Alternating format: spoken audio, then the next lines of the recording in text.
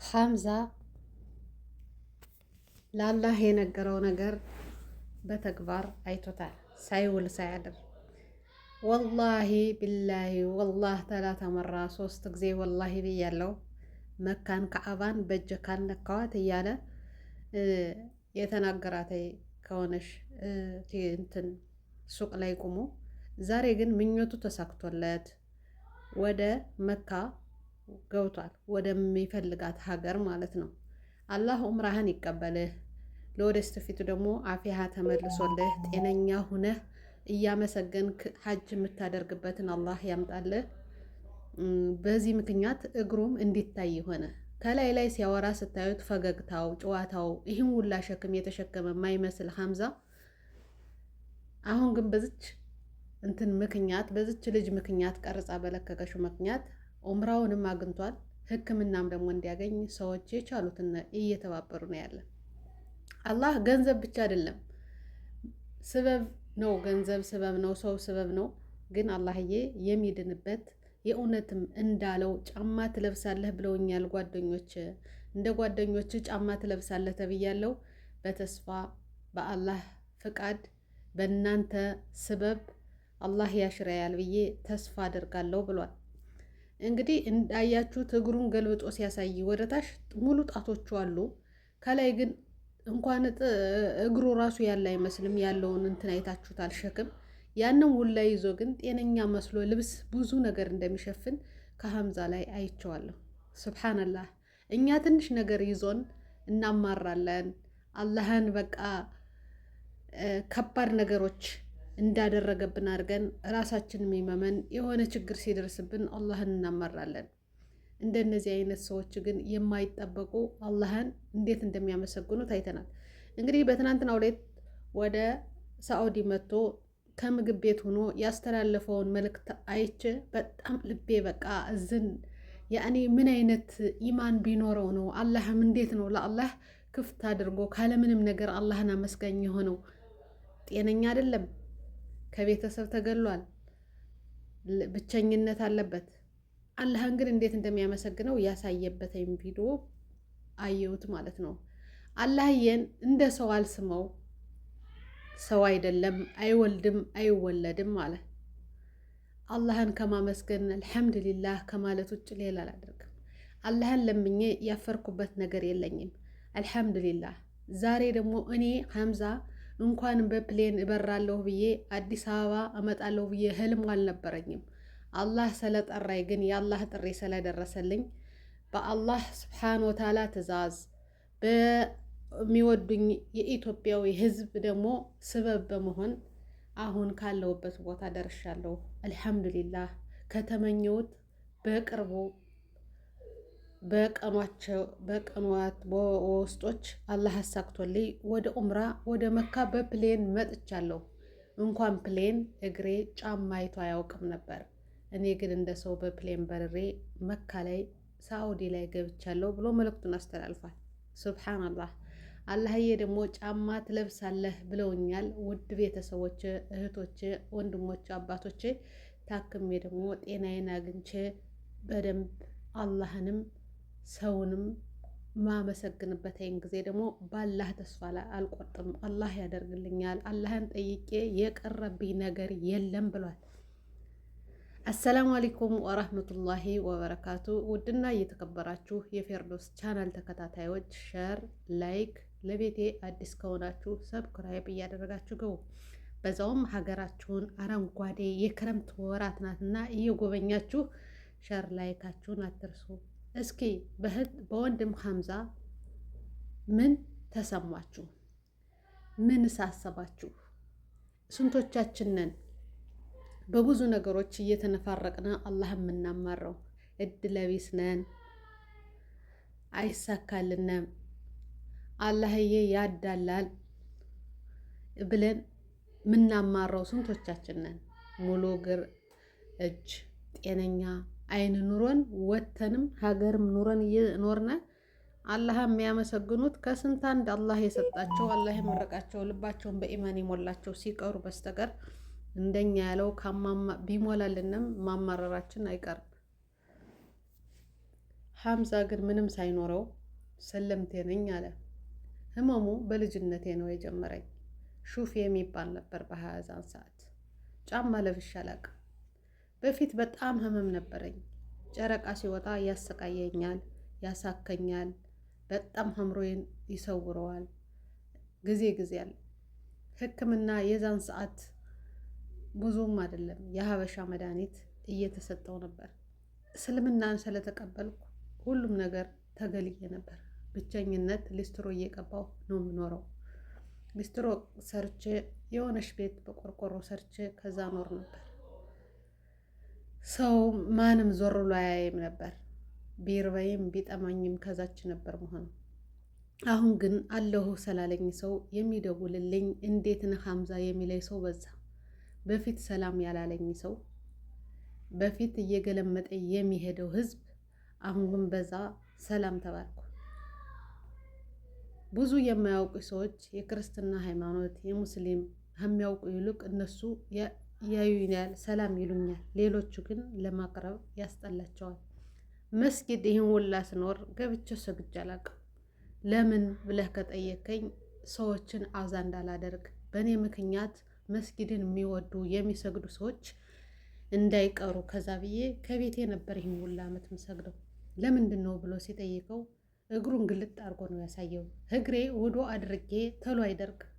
የውሃ የማንጠባጠብ ነገር ይመጣበታል። ብዙ ዑለማዎች ብዙ ኡስታዞች የሚገቡበት ነው። በእኔ ምክንያት ተጠይፈው ከዛ መስጊድ እንዲረቁ ሰበብ አልሆንም ብዬ መስጊድ ገብቼ ሰግጄ አላውቅም አለ። ይህን ሁላ እውቀት ይህን ሁላ ሀሳብ ያመጣው እንዴት ብሎ ነው? የፈለገ ይሆኑ ብሎ ቢሰዱትም ተሳድቤ እመጣለሁ ብሎ ይሄድ ነበር። ሐምዛ ግን የአላህ ሱብሓነ ወተዓላ እንትኖቹን አላህ ስለ እንትን ብሎታል፣ በልቡ ላይ ሞልቶለታል። ሰውን አዛት አድርጎ ነጭ ሽንኩርት እንኳን በልታችሁ መስጊድ ሂዳችሁ አትስገዱ ይባላል። በዛ ሽታ ሰው አዛ እንዳይሆን እነዛ ነገሮችን እሱ ደግሞ የውሃ መንጠባጠብ ታውቃላችሁ። ያንን ያህል ሸክም ተሸክሞ ትንሽ እበጥ ሲኖርባችሁ እንኳን እግራችሁ ታጥባችሁ ተብሎ አይደርቅም። ያን ደግሞ በየቦታው ላይ ስለሚሆን የውሃውም ሽታም ሊኖር ይችላል። እንደዛ ብሎ የመቁሰል ነገር የመጠጋጋት ቆዳው እንዳያችሁት የተጠጋጋ ነው እና ያንን ብሎ ከቤት ነው ሰግጄ እንጂ መስጊድ ላይ ሰግጄ አላውቅም ብሎ ሲናገር በጣም ሰው አዝኖ ክፍት ሲያደርገው ሱብሓነላህ ምን አይነት ችሎታ ቢኖረው ነው? እንዴት አይነት ትዕግስት አላህ ሶብር ቢሰጠው ነው ይህን ያህል ሸክም ተሸክሞ እንኳን አሁን ሶሻል ሚዲያ ባለበት ወቅት ወጥቶ ትንሽ ነገር ሲያመው የሚያማርበት አለ ማስረጃ። ይህ ግን ማስረጃ እያለው ለአላህ ብቻ እየተናገረ ዝም ብሎ አላህ ግን በራሱ ጊዜ አንኳኩቶ ኢንሻአላህ ሕክምናው ይስተካከላል ብዬ ተስፋ አድርጋለሁ። ወጥቶ ልመና ሳይለምን በሰው ዝነት ባየው ዝነት እንግዲህ እናሳክመሃለን ተብሎ ሆስፒታልም ተጠይቋል። እንግዲህ ኡምራ ላይ ሲመለስ እንደሚታከም ተስፋ እናደርጋለን። እንዳለውም አላህ ያደረገለትን የበለጠ ደግሞ ለሰው ለሚያየው ሰው በፈጣሪው ምን አይነት ተማማኝ እንደሆነ ከአላህ ጋር ያለው ግንኙነት አላህ እንደሚያደርግለት ካለምንም ሸክ አላህን እንደሚለምን ያሳየበት ቪዲዮ ነው። ስንቶቻችንን አላህ በሚያደርግብን ሙሲባ ወይም በሚሰጠን ደስታ የአላህ ትዕዛዝ ነው ብለን አልሐምዱሊላህ የምንል ስንቶቻችን ነው አላህ የምናመሰግን? የሆነ ሴኮንድ ላይ ደስ ሲለን አልሐምዱሊላህ እንላለን። አስተካክለንም አልሐምዱሊላህ እንልም። ያደረጉልንን ሰርተን ያመጣነውን ሰበብ ያደረስነውን እነሱን ነው አብዛኛው የምናመሰግነው። እነሱ ስላሉ ወይም ከነሱ ከሌ ስላለሽ ከዛ ስራ ውስጥ ስላስገባሽ ስኬታማ ሆንኩ እንቶኔ ስላለሽ እያልን እንጂ አላህን ብቸኝነቱን አመስግነን ማናውቅ ስንት ሰዎች ነን። ሐምዛ በጣም ታምሜ ሰው ተለምኖ አንዲት ጊዜ እድሜ ይህን ሁሉ ስኖር ሕክምና ገብቼ ነበር። ግን በዛን ሰዓት ተለምኖልኝ እየመጣ ለእኔ ለጫት መቃሚያ ሰጠኝ። ሐምዛ አሁንማ በተለመነ ገንዘብ ጠገብክ እያሉ እየመጡ ያችን ለምንሃል ብለው ልቤን እየነኩ እየሰደቡ ይሄዱ ነበር። ከዛም በኋላ አላህዬ እንዳደረገኝ ያድርገኝ እንጂ ከሰዎች ጠይቄ ሕክምና ልታከምም ሐኪሜ አላህ ነው ብዬ ለአላህ ሰጥቼ፣ አላህ ግን ከዛም በኋላ ከክብደቱ ይልቅ ህመም የለውም፣ ቁርጥማት የለውም። ያን ሁላ የሚያሰቃየ ጨረቃ ሲወጣ ሲገባ መከራዬን የማየው ህመም ጠፍቶልኛል። አላህ ሐኪሜ ነው፣ ህመሜን አስጥሎልኛል። አሁን የሚከብደኝ ርቀት ቦታ አልሄድም፣ በጣም ይከብደኛል ለመራመድ። የመጠጋጋት የሙቀት ነገር ይመጣል። ያነ ነው እንጂ ህመሙ ያን ሁላ የሚያሳካይ የሚቆረጥመኝ ነገር የለም። አላህ ሐክሞኛል።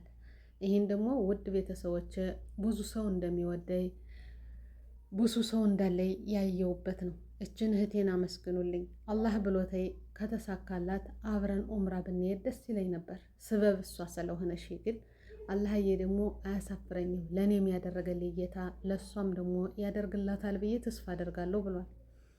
ይኸውላችሁ ብቻዬን አልበላም ብቻዬን አልሄድም የሚል ሀምዛ በትናንትናው ዕለት ወደ ሳውዲ አረቢያ ገብቷል። ደስ አይልም? ከሀምዛ ምን ተማራችሁ? ማመስገንን፣ ሶብርን፣ ትዕግስትን አየነበት። እኔ ይህን 6 ዓመት ተፈትኛለሁ የምልባት ሰዓት ናት። ከ2012 ጀምሮ እስካሁኗ ሰዓት እቺ የዘንድሮ 18 ላይ አልሐምዱሊላህ ደህና ነኝ እንጂ 6ቷን ዓመት በጣም ተሰቃይቼባታለሁ። በእንኩላሊት ህመም፣ በማህፀን መንሸራተት፣ በብዙ ህመሞች ያስተናገድኩባቸው ጊዜዎች ናቸው። ግን ሕክምና እየሄድኩ ነው፣ ማስታገሻ እየተሰጠው ምን እያልኩ ነው። ግን ለምን ብዬ አላህን ጠይቀዋለሁ። እኔ ልጅ ቤተሰቤን ትቼ ስደት በወጣሁበት ለምን ነው አላህዬ የምትፈትነኝ እያልኩ የአላህን አማራለሁ። ሀምዛን ሳይ ግን ጥፋቴ ነው አላህዬ አፉ በለኝ ቶባ ብዬ አላህን በሙሉ ልቤ አልሐምዱሊላህ ለካ ብዙ ነገር አድርገህልኛል። ቢያንስ የሚያሳክመኝ ሰው አለ፣ ማስታገሻ አለኝ፣ እየተሰጠው ነው ያለ ስበብ የሚያደርግልኝ ሰው አለ፣ ገንዘብ ያለ እየሰራው ነው፣ ስራዬን አልፈታውም ብዬ አላህን አልሐምዱሊላህ። ገንዘብ ሕክምና ስበብ ነው፣ አሻሪው አንተ ነህ ብዬ በሙሉ ልቤ ወደ አላህ ማመስገን እገባለሁ። በፊት አማራራለሁ ሙሉ ለሙሉ ሳይሆን ግን ለምን እኔ በእኔ እድሜ ስቃይን እንደዚህ የምታፈራርቅብኝ ለምንድን ነው ብዬ ብዙ ጊዜ ወላሂ እናቴን አጥቻለሁ፣ ህመሜን ይዣለሁ። ያንን ሁላ በጣም ውስጥ ይሰማኝ ነበር። ሀምዛን ሳየው ግን የኔቱ ትንሽ ናት ብዬ ራሴን አየሁ ማለት ነው። እናንተስ ምን ተመለከታችሁ? በነገራችን ላይ አንዲት ጓደኛ አለሽ ብዙ ህመም የተፈራረቀባት ብዙ ችግር እያለባት ህመሟን የማትናገር እኔ ደግሞ የመቆጣት ለምን አሞኛ ላይ እንደዚህ ነው ብለሽ አትናገሪም? ጓደኛሽ አይደለሁ እላታለሁ። አይ ፌርዶሴ ሕክምና እያደረግኩ ነው ያለው ከአላህ ውጭ ህመሜንም ስቃዬንም ያውቅ የለም። አሞኛል ብላ አንቺም ከመጨነቅ ውጭ ሌላ ምንም አታደርግ። ለአላህ ሰጥቼዋለሁ፣ ላልናገር ቃል ገብቻለሁ፣ እሱ እንደሚሆነው ያደርገኛል አለች። እኔም በእሷ በጣም ተገረምኩኝ። በጣም ትልቅ ህመም አለባት።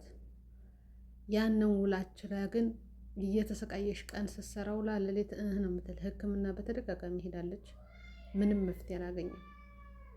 እና እሷን ሳይ በጣም ትዕግስተኛ ናት፣ ሶብር አላት፣ ለሰዎች ቶሎ ምትደርስ ናት። ሰዎችን የሆነ ችግር ስትነግሯት በእሷ የሚፈታ ከሆነ ያንን ነገር ለመቅረፍ ትታገላለሽ፣ ትችላለሽም፣ አላህም ያሳካላታል። የእሷን ህመም ግን ለማንም አትናገርም። እና ለምንድን ነው እኛ ችግሮቻችን ሁላ እየተናገርን አንቺ ግን ለምንድን ነው ማትነግሪን? ለህክምናም ይሁን ለምንም ይሁን ማናግዝሽ? ስራ ፈተሽ ቁጭ በይ፣ እረፍት ያስፈልግሻል ቢላት ዶክተሩ ሌሊት ነው ህመሜ ቀን እሰራለሁ ላምቢ ብላ ከዛ ሆኖ መድኃኒቷን የወሰደሽበት ሰዓት አለ። ታውቃላችሁ፣ ጉልበታችሁ መራመድ ሲያቅተው፣ እግራችሁ ሲታመም፣ መንቀሳቀስ ሲያቅታችሁ ትታ ወር ያህል ቁጭ ብላ ህክምናዋን አደረገሽ። መሄድ ሲያቅታት ታውቃላችሁ፣ አረብ ቤት ከላይ ህታሽና እስከዚህን ድረስ ትዕግስተኛ፣ እሷ እንደሱ አይነት ትዕግስተኛ የለም ስል ሀምዛን ሳይ ደግሞ በጣም ተገረምኩኝ። ምንም ነገር የለው አላህን እንዴት እንደሚያመሰግን አላህን ጠይቆ ደግሞ ምንም እንዳልቀረበት ስላችሁ ሀዛውላ ህመም ቁርጥማቱ ህመሙ እንዲያውም ጆሮዬን ሁላ አይኔ ሁላ ይስበኝ ነበረ የህመሙ ብዛት። አላህዬ ባክህን ብዬ ስለምነው ግን ህመሙ የለም። እብጠቱ ግን አለ። ያው እንደምታዩት እንደዚህ ነው። ህመም ግን የለኝም። ያው ለመራመድ ይከብደኛል፣ ለመቀመጥ ተጠጋግቶ እንትን ሲል የሙቀት የመሳሳብ ነገር እነዛ ነገሮች ይከብዱኛል እንጂ ህመሜን አላህ ሀክሞኛል አለ። እናንተስ?